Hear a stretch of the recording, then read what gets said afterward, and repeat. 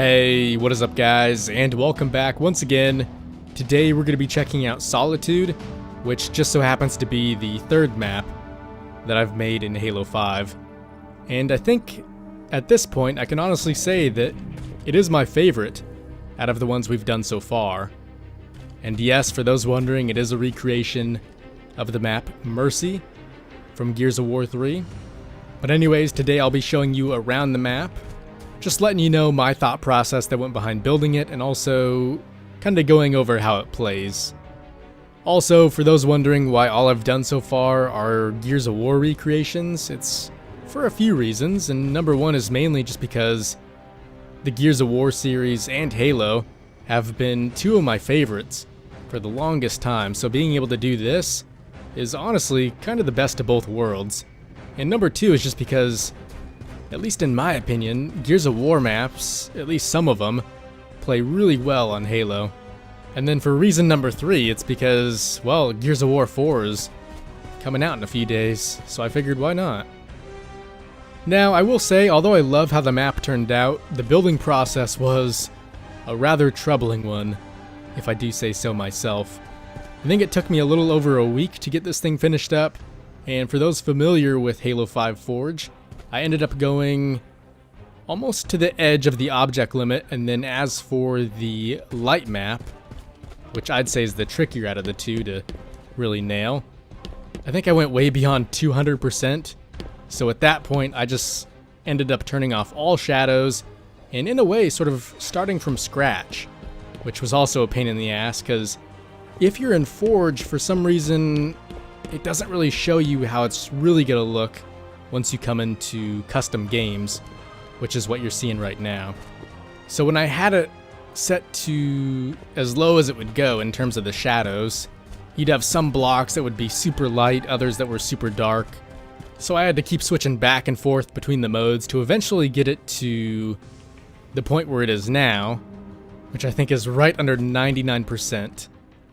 And although that might not be the best outcome, I think it's better than ending up with what we had before. So, although it was a bit of a pain in the ass, I am glad I was able to find at least some kind of a workaround.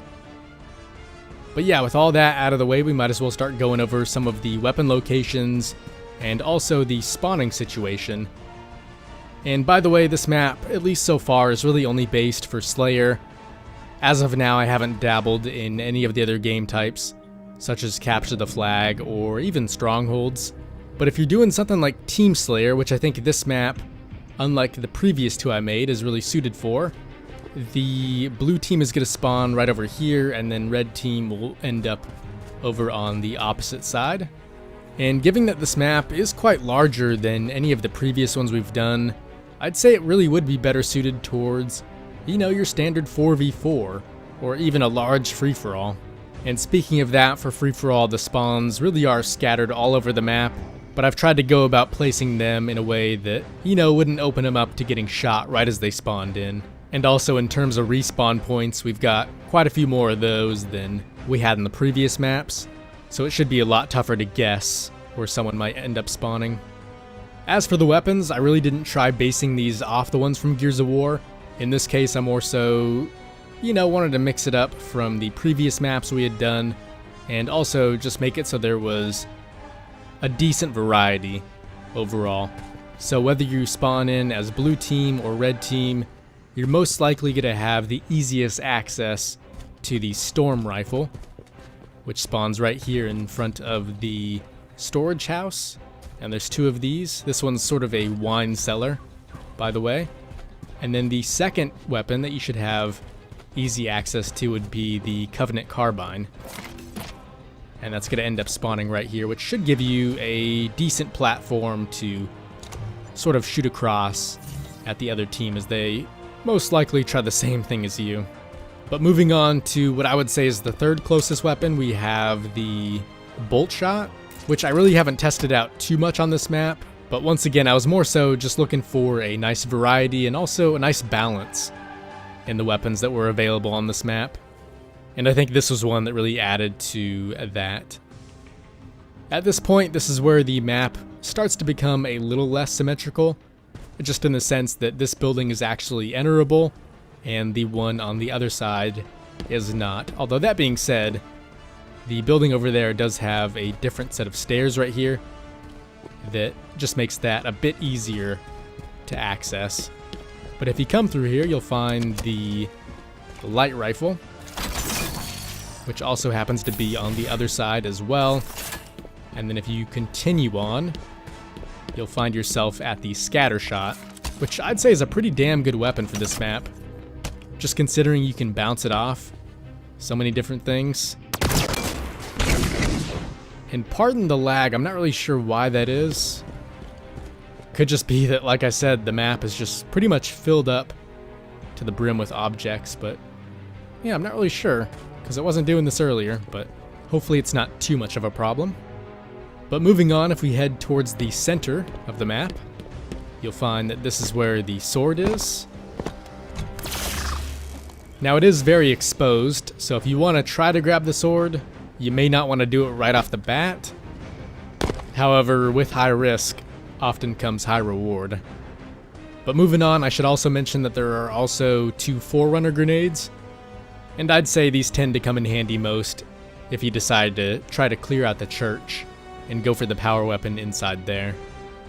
Aside from that, like I mentioned earlier, the sniper rifle is up top here, and if you do decide to pick it up, you'll also have a pretty decent vantage point up here as well. And if you don't like it, just because you think it may be too exposed, you could also head to either the right or left of the map, since those are a little bit higher as well. And speaking of that and the verticality, that's one thing I really prefer that this map has over another map like Closing Time, which if you've seen that, you will have known that pretty much had little to no verticality whatsoever. So as for the outdoor area, that's really pretty much it in terms of the weaponry. But if you decide to come inside the church, this is where the largest and I'd say the most devastating power weapon is. And I figured adding this weapon in here would really make this a more contested area, even though it is a little more off to the side. And same thing goes for the other 2 power weapons as well, especially the sword, which I think really encourages players to take the risk to try and run out into the open to grab that thing. So all that being said, I'd say that's really pretty much everything for the weapons, and I guess my final thoughts on the map are that, like I said, I really like how it turned out, although one thing I enjoyed a little bit less this time around than I did on the previous 2 is that this map was more so a one-to-one recreation instead of me throwing in my own details and special touches. But all in all, I'm thinking about maybe trying one more version to this, and you guys can let me know any ideas you have for that in terms of really mixing it up from what we have here. But for those who don't remember or maybe just didn't see them, the first map I made was based off River, and the main change I made to that was making it a lot smaller so that the gameplay was quite a bit more fast-paced, and it was just more so suited for fewer players. And then there was Closing Time, which was based off Checkout, and on that it was quite similar to the one from Gears, although I did mix up some of the more middle ground cover, and I also tried giving the map more of a creepy feeling and also sort of a horror theme. And in this map, I almost want to try doing a much darker version, maybe even one that takes place at night. So let me know what you think of that idea, and if we do follow through with that, I could almost see us doing some kind of ODST theme, where we throw in some drop pods and maybe make all the weapons UNSC, and maybe even some of the rec weapons, so they're possibly all suppressed. I think that could be a really cool concept, but I'm always open to other ideas as well. But anyways guys, I think that just about wraps things up for today, so if you want to get a closer look at the map, or even just play it for yourself, I'll make sure and have some kind of a link down in the description that should take you to the Halo Waypoint page, or if you just want to download it in-game, like I said at the beginning, the map is called Solitude. And for those who do check out the map, feel free to let me know any suggestions in terms of changing up weapons or other aspects, just to help make it a little more balanced and enjoyable to play. But all that said, thanks for watching guys, hopefully you did enjoy the map. Feel free to let me know what you thought down in the comments, and as always, I will see you in the next one.